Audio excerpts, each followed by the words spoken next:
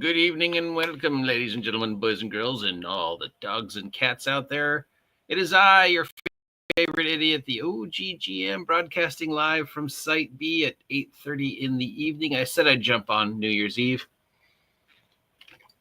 And I am. This is your last chance to ask me anything. And we're going to do a little tabletop role-playing game story time because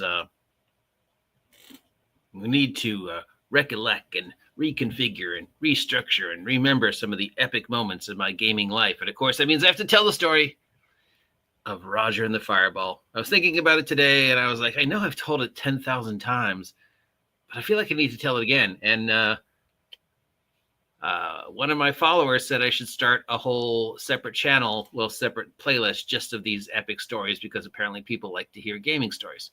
So this is the story for all of you out there who've never heard it. Roger Yoshida and the Fireball for the millionth time. A long time ago, during the 9 years I was running my Freeport campaign at Cess Game and Anime, there were two spin-offs from the Freeport campaign to explore the rest of the world that Freeport took place in. So one of the two groups was basically going through a little-known Wizards of the Coast TSR adventure called Howl from the North, which is basically a very weird retelling of Against the Giants, but with different bad guys. But yeah, basically I ran Howl from the North with Lord Kasuth, the Dragonborn bad guy, and some of the bad guys from Freeport, and basically it was Against the Giants. So they had to do the Hill Giants, the Frost Giants, and the Fire Giants. But it was the Hill Giants first, Fire Giants second, Frost Giants third. So they'd already been through the Fire Giants. This is important because while they were going through the Fire Giants and dealing with the Fire Giants and the Ifrits, they managed to get their hands on some of the Fire Giants' weapons, including things like black powder and TNT that the Fire Giants were going to use for their sieges. That led to a big dynamite battle on a bridge. But anyways, so now we're in the Frost Giants. And I ran the Frost Giants very Shakespearean. It was basically Hamlet with Frost Giants.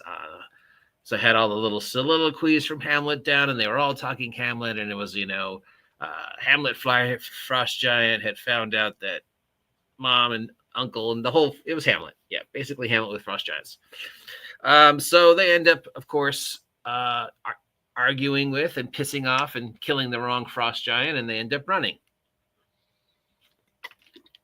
And they get down to the lower levels of this ice castle, these ice caves where they keep their frost bears and their treasures and what have you, their dungeons and stuff. So they're lost down there. They're being chased by Frost Giants, and they come to sort of a dead end, and they're trying to find their way out, and they notice a little hole in the wall.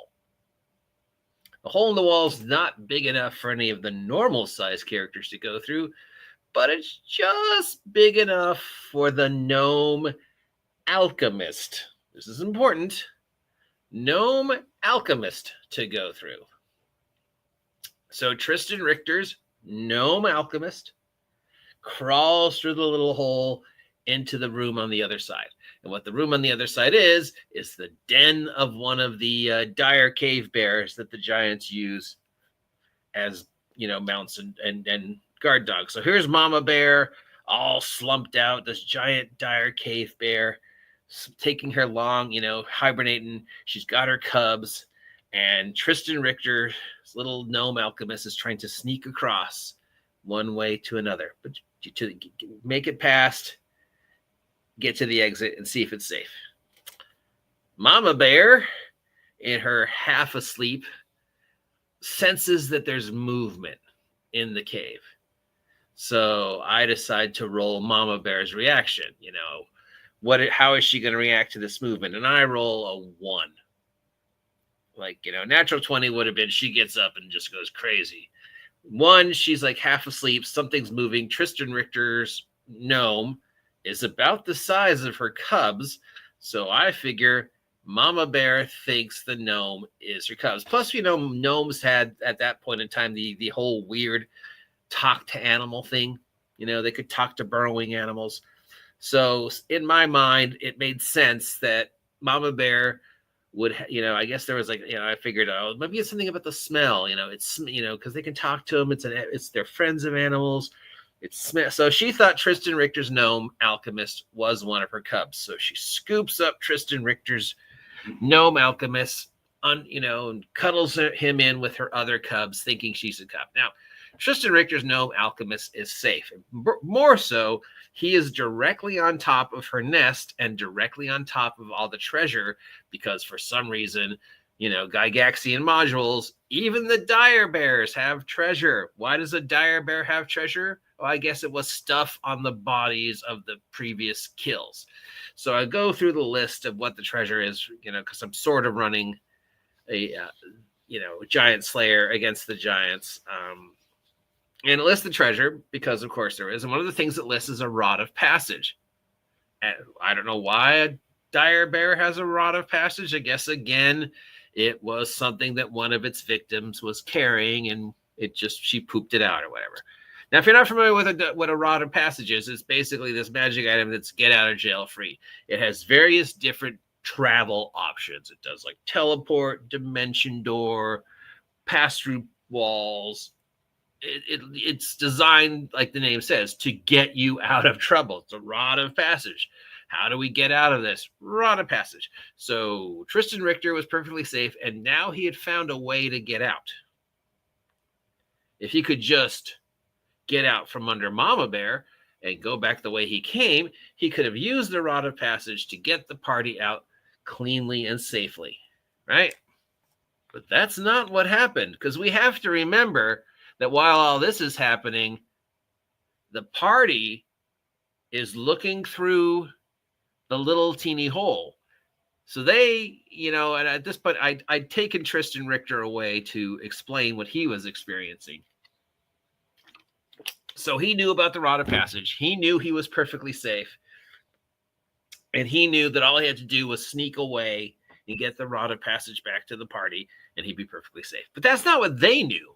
What they knew from their point of view, Tristan Richter's gnome alchemist goes into the bear's den and gets scooped up right under into Mama Bear's grasp. And they think he's dead.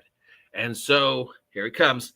So they're all like, okay, he's dead. They're going to kill him. What are we going to do? We throw in a rope and then blah, blah, blah. And everybody's like, okay, what if we do this and this? And there's all these different voices. And the solution would have been really simple, right? An arrow with a rope or something else, something really simple.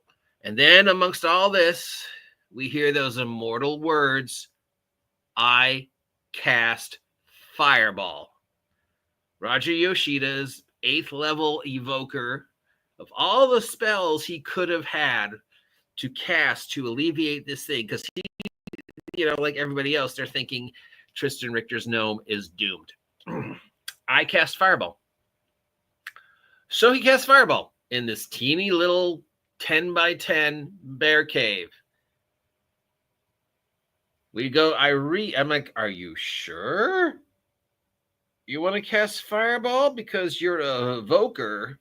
And if you cast Fireball, it's going to be a maximized Fireball that takes up, has to fill every available space.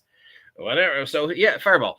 And he does it's like an 86 hit point Fireball. It's devastating. It was like just nuclear critical hit. The most fireball he could ever fireball in this teeny little kiln. So the fireball is inside this thing where just like it's designed for a fireball to live in. Like, this is the fireball's greatest moment. It's the perfect size. There's kindling on the floor. There's a whole bunch of flammable things. There's big bears. So the fireball goes off. 86 hit points. Obviously, Mama Bear, bears, if the idea of bears getting cooked alive upsets you, yeah. Tristan Richter is also in the radius of the fireball, and even though Roger has the evoker ability to say, oh, I don't want him to, because I think, was that evokers had that ability then, that they could make a thing where people weren't affected? because, too many fireballs had affected party members, whatever. Tristan Richter's gnome takes 86 points of damage, rolls a 1 for his saving throw. He is dead. Dead. What is your gnome carrying, Tristan Richter? Now, if you remember when I started this story, I let you guys know about how when they went to the fire giants, they got their hands on some of the fire giants' weapons, including black powder and TNT. Flash forward. What is your gnome carrying, Tristan Richter? Black powder, TNT, alchemist fire, and that all just got hit by a fireball. So that sets off the alchemist fire, the TNT, and the black powder, which is already, so now we've got fireball, 86 hit points of fireball, in a teeny little cave with kindling because of the nest of the bears, plus black powder, which has now been ignited, plus dynamite, which has now been ignited, plus alchemist fire. The fire just gets, now it's just this churning, gigantic 100 hit point, 200 hit point fireball. The ground's shaking, and I have to start making the saving throws for all the magic items that are, that Tristan Richter's character had and that were in the Mama Bear's treasure, because again, for some reason, Mama Bear had treasure. Well, obviously the potions and the scrolls are gone. There's just no way.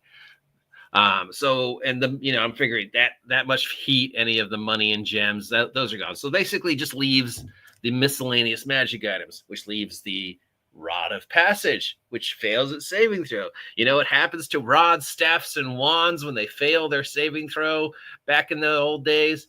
They explode in what's known as a retributive strike. Now, the worst version of the retributive strike is the Staff of Power and the Staff of the Magi.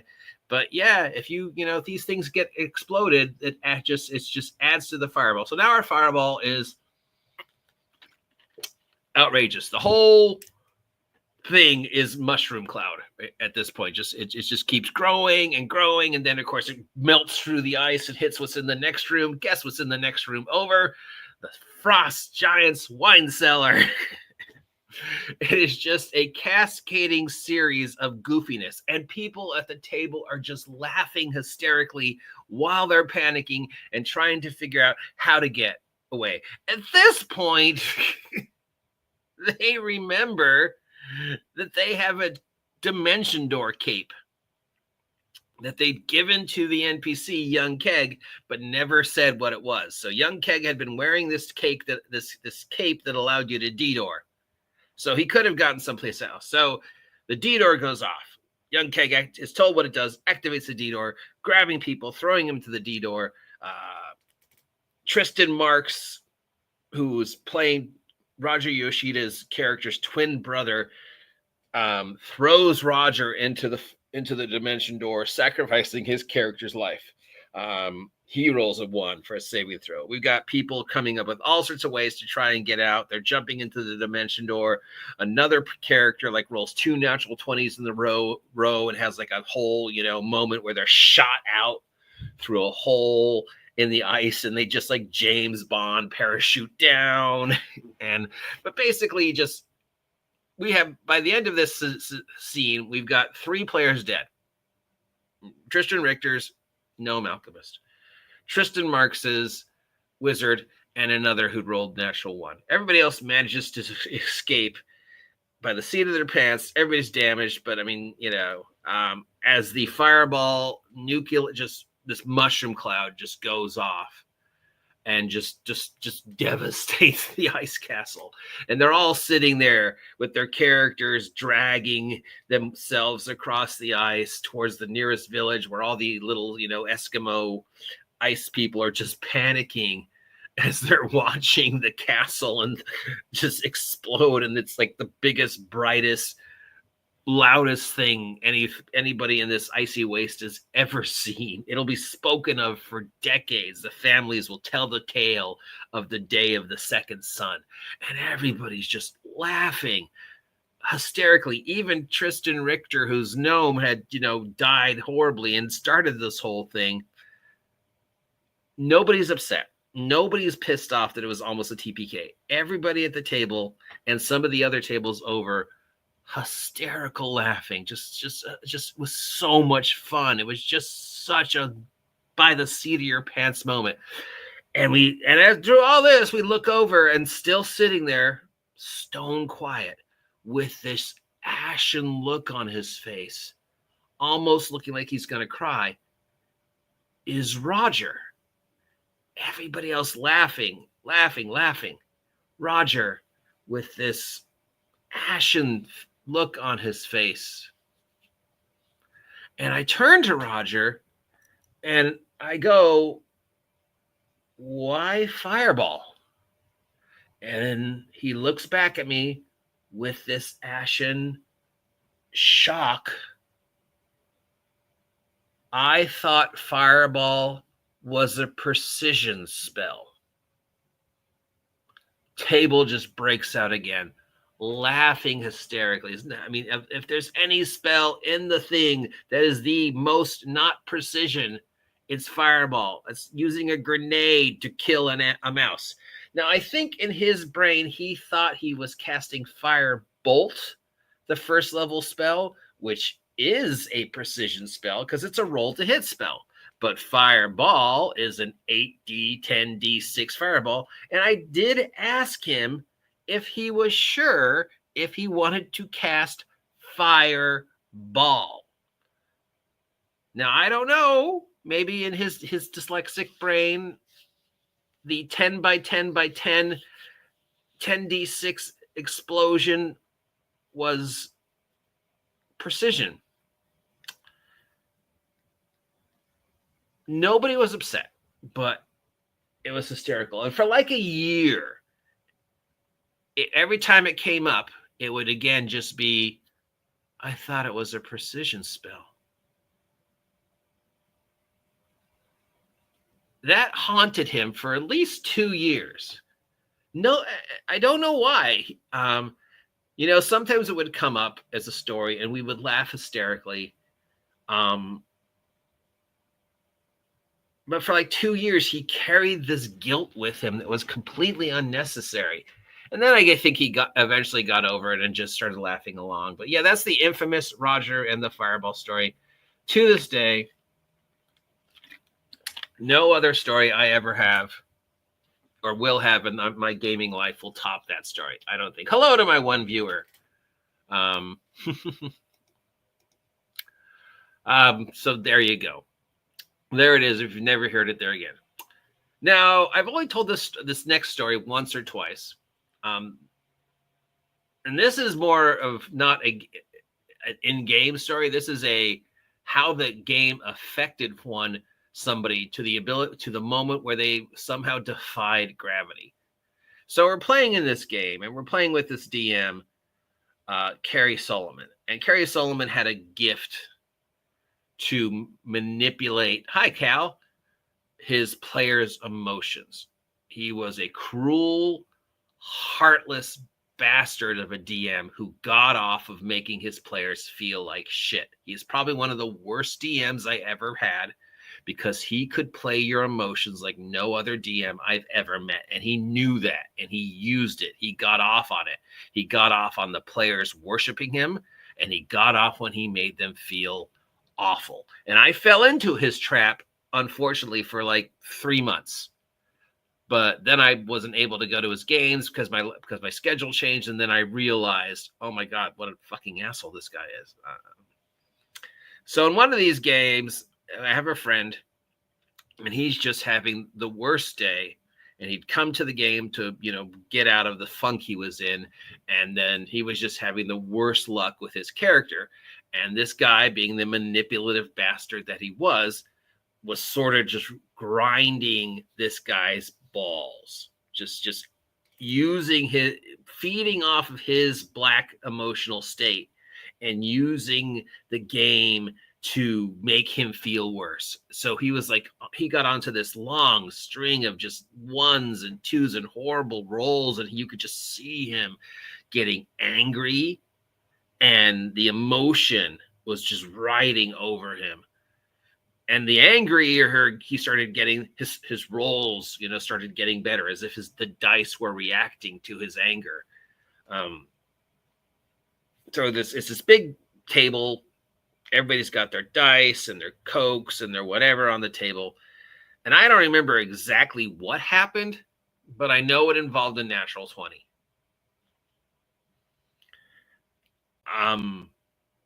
And it was, Charles, the guy rolls this natural 20, and it's like this angry, like, if you don't roll this natural 20, you're fucked natural 20. And he rolls this natural 20, and this moment of silence falls over the table because, yes, this is what he needed. And somehow in his rage and excitement, this guy leaps out of a sitting position in the chair he's sitting in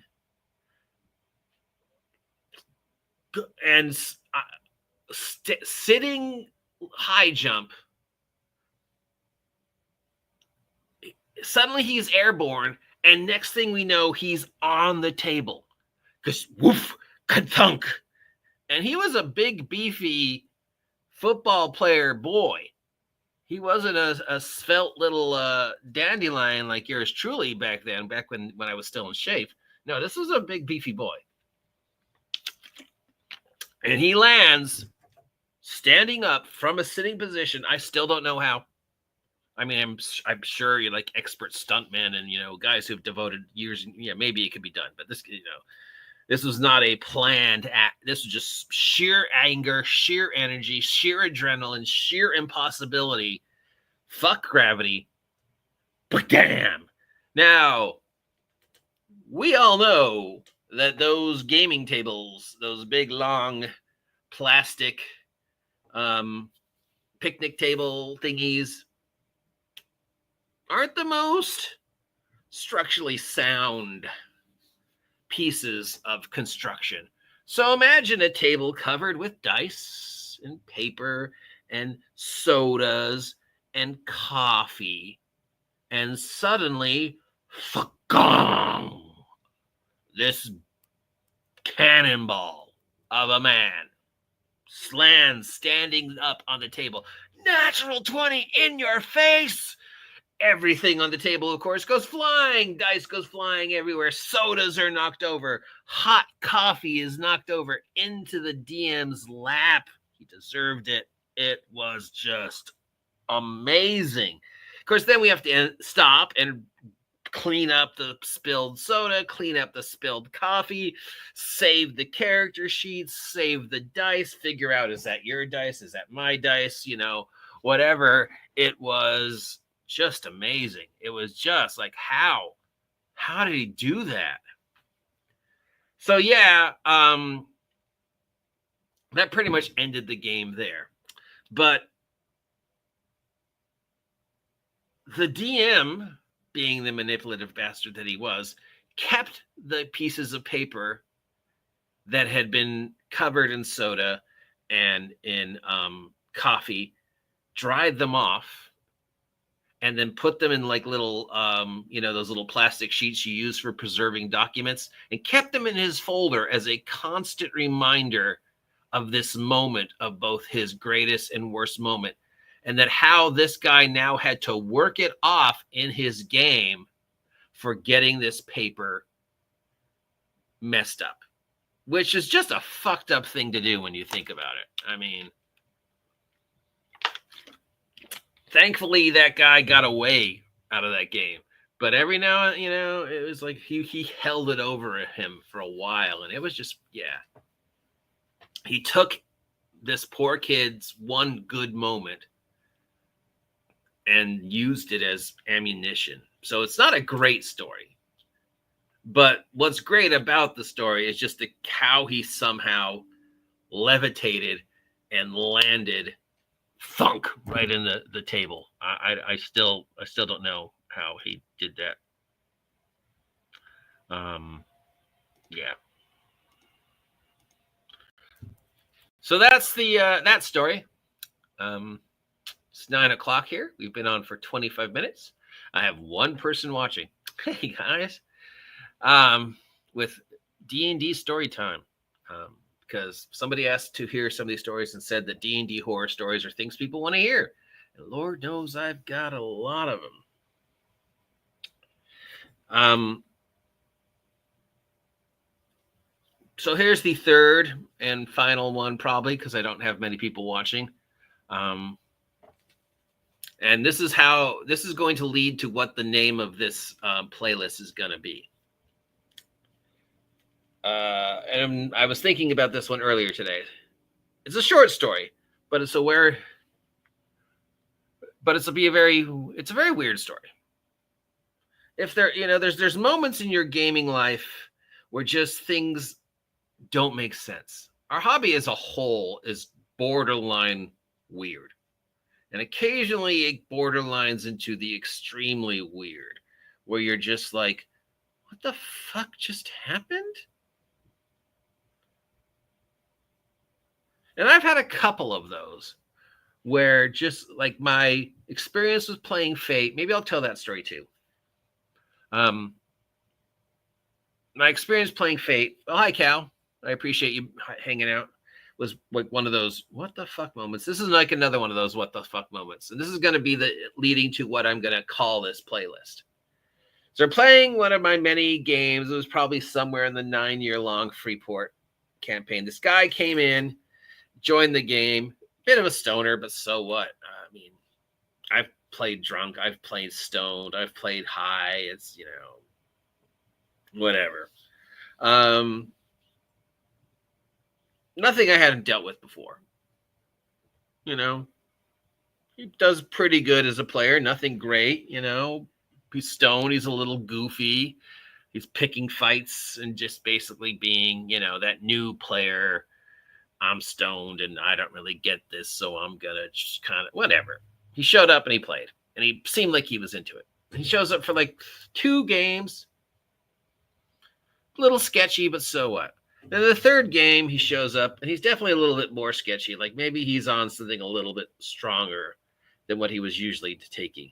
And we're about an hour into the game. And the guy just stands up and looks at all of us and says, I got to go. My iguana just knocked over my lava lamp and set my puppy on fire. And he turns around and walks away. And we never saw him again. Now, I've heard a lot of weird reasons, a lot of weird stories why people didn't want to play in my games, but I gotta go. My iguana just knocked over my lava lamp and set my puppy on fire. Turns around and walks away. Now, I don't know where this message came from. It wasn't like he looked at his phone and got a text, from like his girlfriend or whoever, said, you got to come home, dude. I don't know how this happened, but the iguana and then the dog's on fire and you got to. No, just stood up like the aliens beamed the message to his head. Dead serious, like he wasn't fucking with us. Like, no, it was like he really was telling us what he thought was true, that his iguana had knocked over his lava lamp and set his dog on fire, turned around and walked out, and we never saw him ever again. So today I was thinking of that story, and I was like, I need to draw that. Or I need to get Dungeon Janitor to draw that. And then when the idea to do this playlist was offered to me by the person who offered it to me, I decided that's going to be the name of the playlist. So the name of the playlist is My Iguana Knocked Over My Lava Lamp and Set My Puppy on Fire. And this is going to be a playlist of, and whenever I remember one of my weird D&D stories, I'm going to post it, because apparently. So you're getting a smorgasbord of stories. But don't worry, I've got more. I've been doing this for 40 some odd years, and I've been doing this YouTube thing for 10, 12 years. I know Condor thinks I've only been doing it for 3. But literally, there's proof that I've been doing it for 10. So but whatever. How y'all doing tonight? Thank you for taking time to hang out with me for this hour-long nonsense of New Year's stories. 30 minutes in. we're going through the stories. If you've got any D&D stories you want to share, let me know. Otherwise, I'm going to keep blabbing for another 30 minutes. So this is my one-time experience with Fate. Everybody remember Fate, the role-playing game? I think it's still around, right? RPG, let's just check. There's also a video game called Fate, but we're talking about the Fate role-playing game. I'm going to try and find a picture of it. Here we go.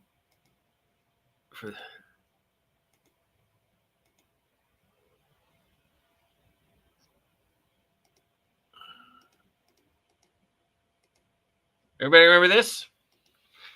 This came out of a game that first there was Fudge, then there was Fate, and before Fudge there was GURPS. So it was another generic do whatever you want role-playing game that used D6, I think. So I knew about it. But in the vast cosmos of role-playing games, it wasn't anything I'd ever played. Never really had any interest in playing it, but I knew it existed. So I was in this game that this guy was playing. It was sort of like a X-Files modern day game. And we were playing it using Savage Worlds. And I was playing a film noir detective. Sam Spade character. You know, I had the trench coat. I had the hat. It was always raining. I had the ability to monologue and describe scenes as one of my Savage Worlds things. So I'd be able to just stop and go, she came into my office. Those legs came in a day before she did. That morning I had 2 shots of me, one from the 48 and one from the bottle. So this was just one of those, that was Nick Spade, hard as nails, down, just every detective. And he worked perfect in Savage Worlds. Sometimes Savage Worlds is a much better system than people give it credit for, because of all the times we play it, there was never a character concept that I came up with that we couldn't make work in Savage World. And that's rare, because occasionally I come up with some weird character concepts. And then the DM left. And I didn't know the DM left, and I missed a game because of work. So while I missed the game, all the other players decided to have somebody take over the campaign, and they were going to switch from Savage Worlds to Fate. So when I come back to the game after, I'm told, one, the DM had to leave town, so he's handed the game over to new DM. Okay, we're not using Savage Worlds anymore. We're using Fate. Okay, we're going to start the game. We converted your character for you. I don't know how you did that because I didn't give you my character sheet, but okay. Here it is. So they give me my character converted to Fate. Nothing is explained to me. How do you play Fate? Nobody tells me. What dice do I need? Nobody tells me. What is this? Nobody tells me. They just start the game. And it's like they've suddenly, over one game, become this super secret cult of Fate. And because I missed the one game, I'm not a member of the cult. It's like when you go away for college for the summer, but everybody else stays. And when you come back, it's like, well, they had this whole summer, so you don't really fit anymore. But that happened over a week. So they all seem to know the secret of the system. And at no point in time do they bother explaining to me. I don't even know what dice I'm supposed to roll or what any of the things on my character mean. And nobody's bothering to tell me. Even when I'm asking, I'm like, can I see the rules? What dice do I roll? And then they're like, what do you want to do? It gets to a point where I'm like, trying to play my character, trying to detective, trying to investigate. I'm like, you know what? I'm just going to play the character like I've always played him. You're going to just tell me whether shit works or not, since you're not going to bother to tell me the rules. So they're like, what do you want to do? I was like, I'm going to go investigate the murder scene. All right, roll the dice. What dice? Then they hand me the dice, the weird little Fate dice. Nothing is explained to me. How many of these am I rolling? All right, I'm going to roll 2 of them. I roll 2 of them. I see the little hash marks, and I'm like, what does that mean? Did I succeed or did I fail? Do I find any clues? I don't get an answer. It's not like, a Mother May I scenario. It's not like, oh, I tell him. Is this like supposed to be one of those 4D moments where I just tell you what happens? So I just decide right then and there, if you're going to be an asshole about it and not make me one of the cool kids, because now I think they're like laughing behind my back. It's like, just fucking tell me what the dice mean and I'll figure everything else. So I just like decided there and there, you know what, I just succeed till you tell me otherwise. So that's what I said. I said, well, I'm just going to assume that I succeed until you tell me otherwise. I find the clue. And the clue tells me to go to the house. So I'm going to go to that house. And I just start basically narrating what my character was doing. And he's like, well, blah, blah, blah. And I was like, I don't have to. I succeed. You know what? Fuck it. I know who the murderer is. It's the mayor. What? It's the mayor. I'm going to roll. Oh, I got a slash and a hex mark. I don't know what that means, so I'm going to assume I'm right. It's the mayor. And that lasted for I think that game lasted like an hour and a half. I think people got tired of me being an asshole, and I got tired of not being part of the cool club. And it's not like, oh, I'm really, but you're not making me, it was like more like, did you guys all drop drugs at the exact same time? And I'm just not in on it because I'm not taking the same drugs. Because really, it wasn't just, it was so weird. It was so weird. And I tell the story to people and they say, oh, you're overreacting. Fate's not that hard to figure out. And I'm like, I'm sure it's not that hard to figure out had they told me how to play. But it was like this whole weird, well, you weren't here last week, so you don't get to learn the secret of what we discovered last week. And it's just one of those moments where I'm just like, what the fuck? So I think that guy ran it once more, and I sat down and I was like, are you going to tell me how? And then I was just like, within 5 minutes, I was like, fuck it. And I just got up and I went to play Magic with Aaron. And then I just started my own game. I was like, I'm just going to start running something else because I'm sure there's other people here who have no idea what's going on. So I just opened up another chapter of the amazing story of Freeport and started a new game with a couple of kids who were there who, like me, were like, I don't know what's going on. And again, it was just not that they were like being rude or that the rules were hard. It was like this code of secrecy that they'd all sworn loyalty to. And because I missed one game, I wasn't allowed to know the secret of fate. So I'd love to give fate a chance again sometime, maybe. I mean, it could be an awful system. I don't know. Could be a great system. I don't know.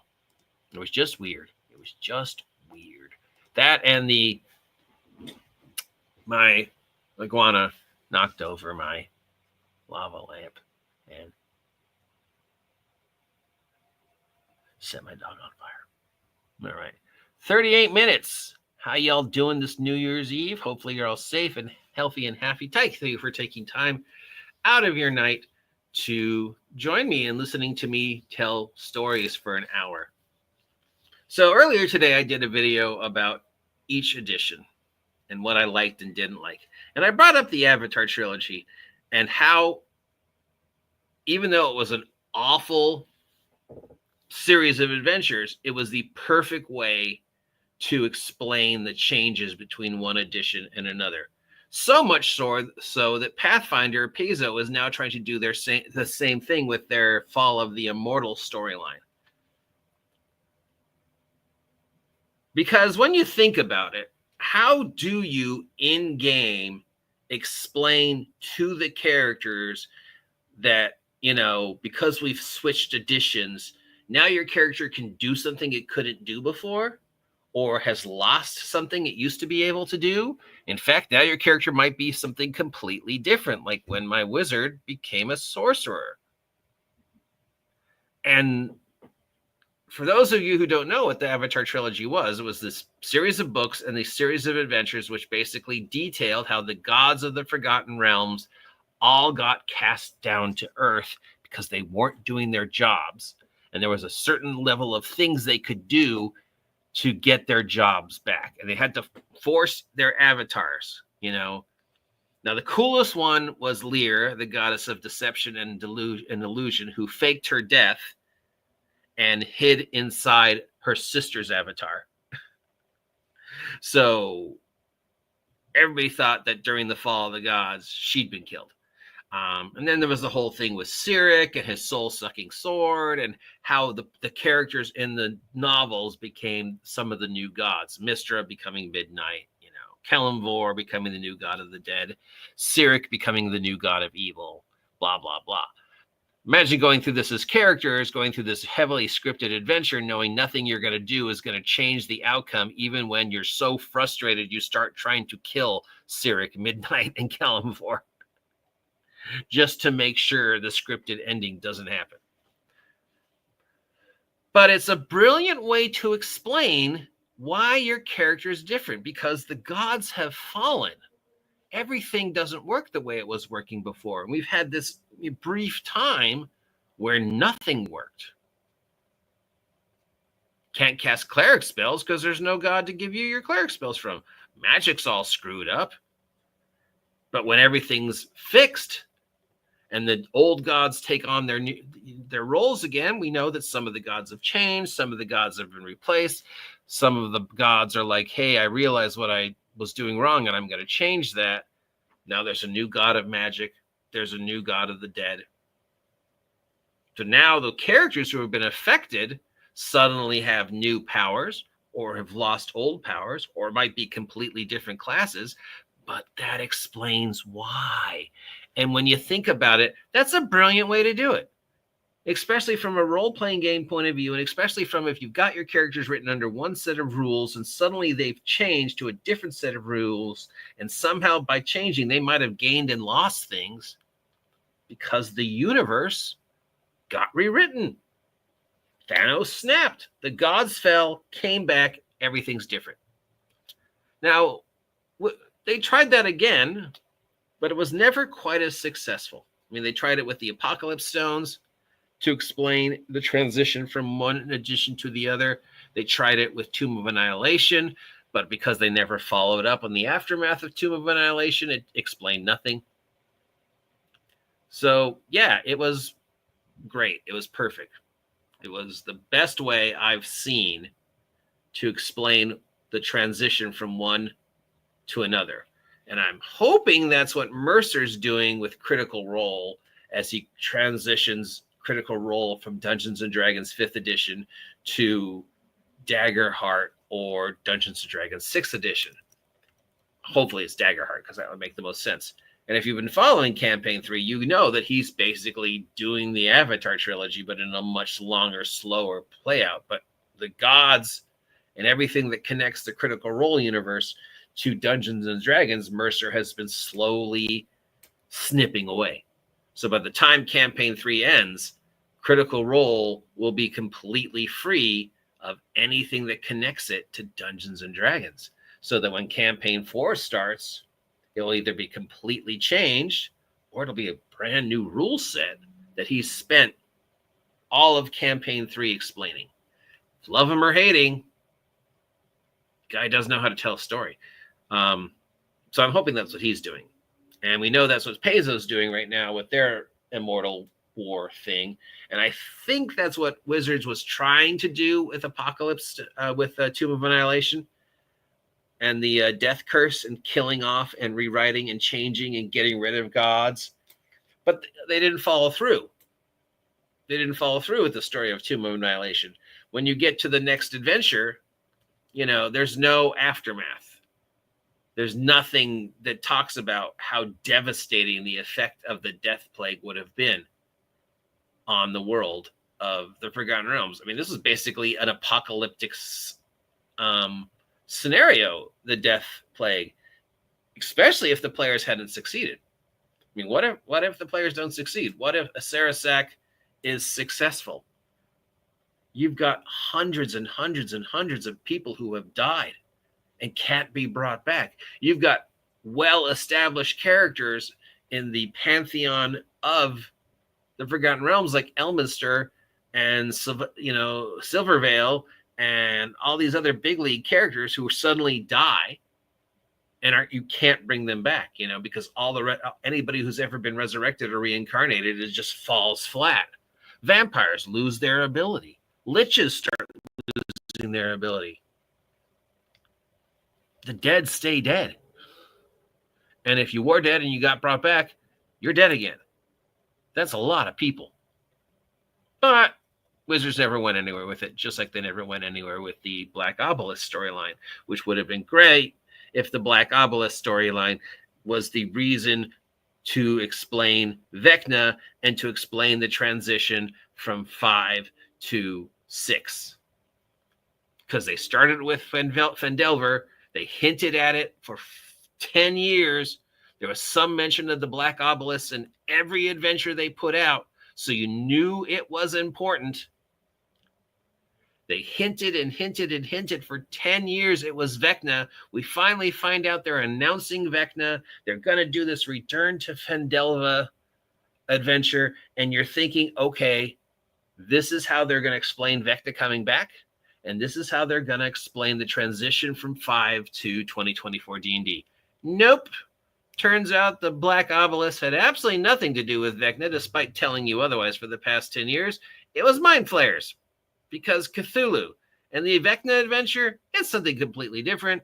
And in her interview, the writer of the Vecna adventure is going to tell you how to end it and how to solve it. And basically guarantees you, oh yeah, the players win. So it's scripted that the players win. So we know, according to the writer, when she was talking about the adventure, she tells you how it ends. And she tells you that the players win. And that, yeah, screw that whole storyline about the Black Obelisk and using the Black Obelisk to explain the transition. Fuck that. No, it was Mind Flayers. I know we never hinted at Mind Flayers before or mentioned any connection to Mind Flayers previously over the past 10 years. We've kind of been hinting it was Vecna for over the past 10 years. Nope. And as for using the obelisk to explain the transition from 5 to 2024 D&D 6, whatever you want to call it, nope. No explanation whatsoever. Just suddenly changed. Drastically. But it's backwards compatible. And yet it's not. Anyways, that's about it for this live stream. It's 9:30.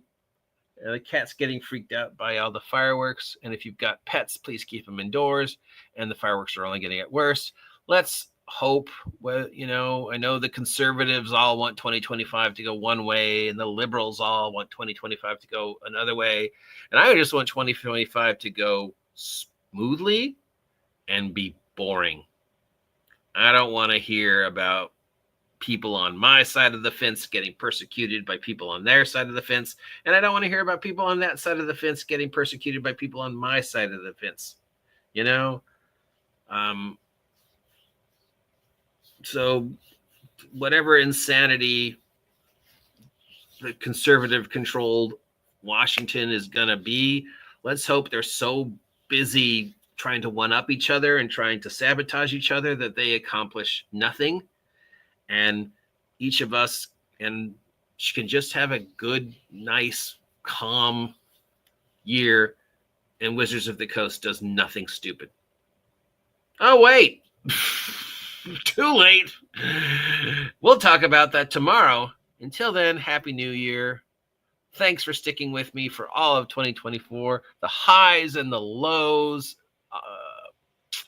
Only need 23 more subs to reach 2,000 subs by tomorrow night.